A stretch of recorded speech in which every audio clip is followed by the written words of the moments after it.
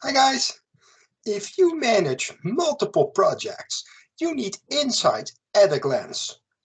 Power BI is perfect for that. In this video, I'll show you how. Stay tuned.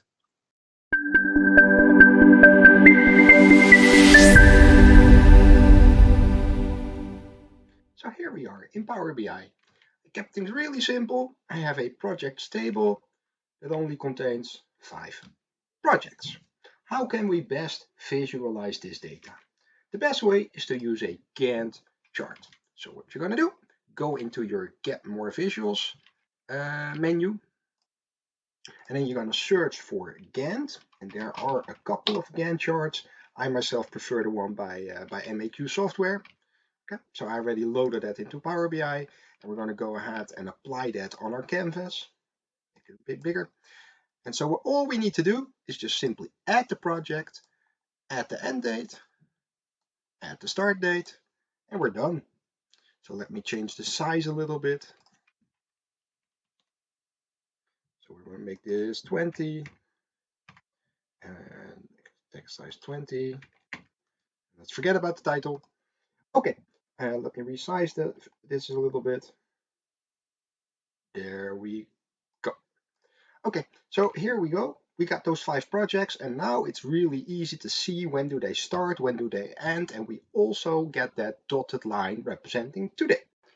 So the next thing you're going to want to know is for any given time, how many projects are ongoing.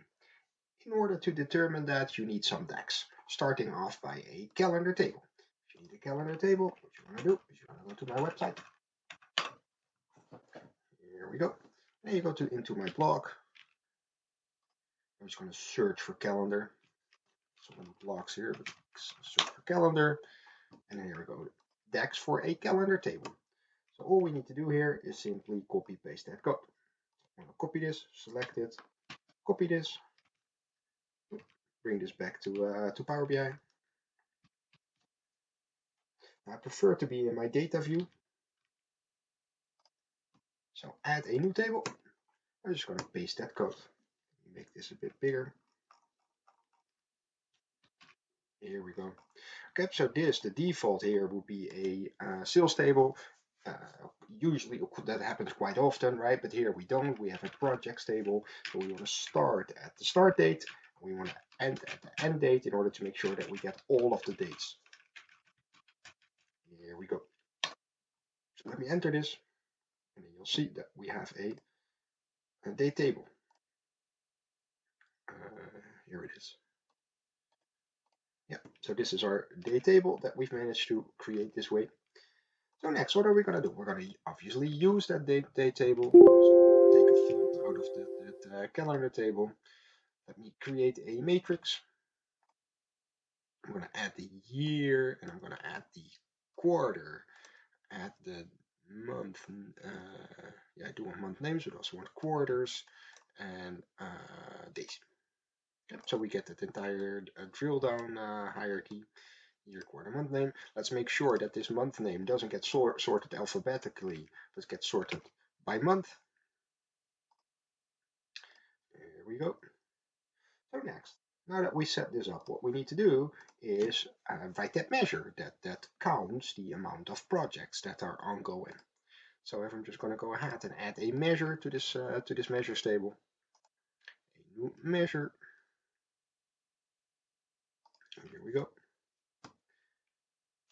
So the amount of projects ongoing. So if every row in the projects table represents a project, so we can just count the rows of that table, and then we get a count of the amount of projects. Okay.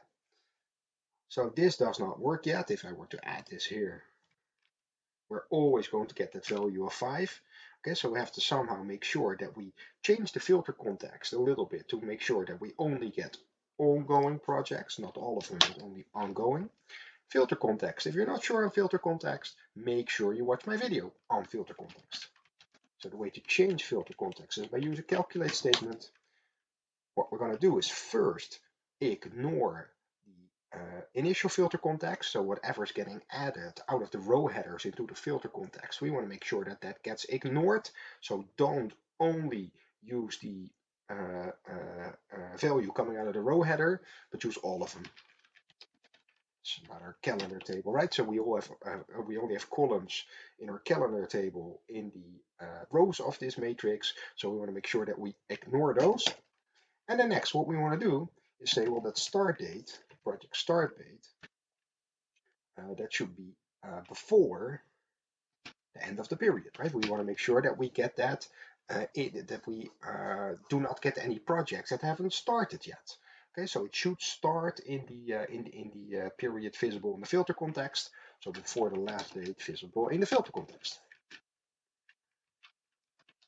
And then next, project's end date should be after the first date visible in the filter context, in order to make sure that we don't get any projects that have already ended. Calendar date, so to make sure that we get end dates after the first date visible in the filter context. And this should do it. Well, the only thing here, if I enter this, I'm going to get an error on account of me using a calculate statement and then two different columns. So there's multiple ways of dealing with that. I'm just going to add both of these to a variable. So let me go ahead and just copy paste that code here. So I want to have that in a variable for, let's call that max date, why not? And then a variable called min date, min dim calendar date equals. So now we need to use a return statement in order to use those variables that we just created.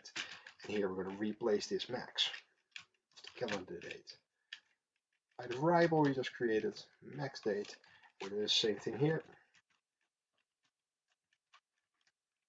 min date, and this should work. So now let me add this to some kind of chart, and then drill down. There it goes. Okay, so for Q4, apparently there are 5 projects ongoing. That makes sense. Let's drill down to the individual months. November, 4 projects ongoing. And then we could drill down to the individual days. Okay, in November, apparently there is always 4 projects ongoing. Let's look for October then, as you would expect. Yes, so here, right, we have 3 projects ongoing all the way till the 27th. So this works. And so what we can also do is add the project names to the drill down. So now if you want to see the actual project, so in November, which projects are ongoing, or October, we could look at any month, right? But then we would expect to see those 4 projects that we can also see in the Gantt chart. So this is an easy way of getting quick insight into all of your projects that are ongoing. Now, if you got loads and loads of projects, you might bump into some performance issues using this technique. What you need to do then is use the code in my blog on this topic in order to add a table in which you pre-compute these values. And that's all there's to it. Did you like this video? Like this video. Thanks for watching.